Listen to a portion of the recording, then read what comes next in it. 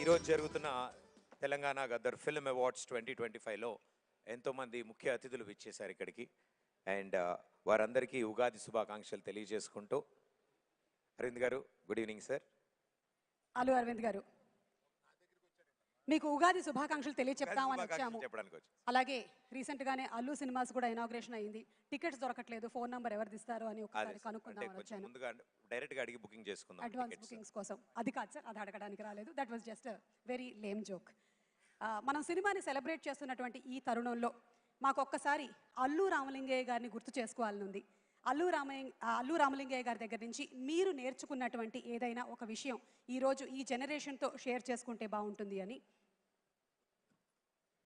అల్లు రామలింగయ్య గారు అంటేనే హాస్యం, అలాగే వారు ఒక డాక్టరు, ఎన్నో అద్భుతమైనటువంటి విజయాల్ని చవి చూసినటువంటి ఒక వ్యక్తి.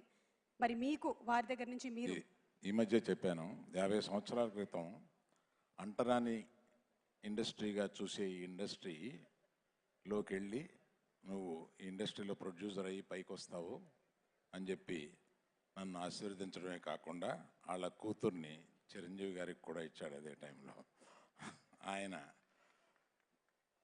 ఆయన మనస్తత్వం అటువంటి రెవల్యూషనరీ మనస్తత్వం అప్పటి నుంచి.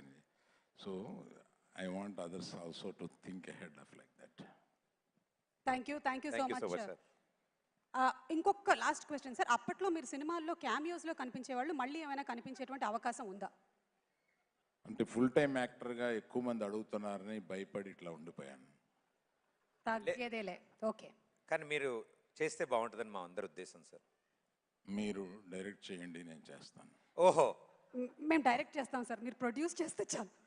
నేను యాక్టర్ కమ్ ప్రొడ్యూసర్గా వస్తే చాలు సార్, మేము డైరెక్షన్ చేస్తాం. Thank you so much sir. And yes,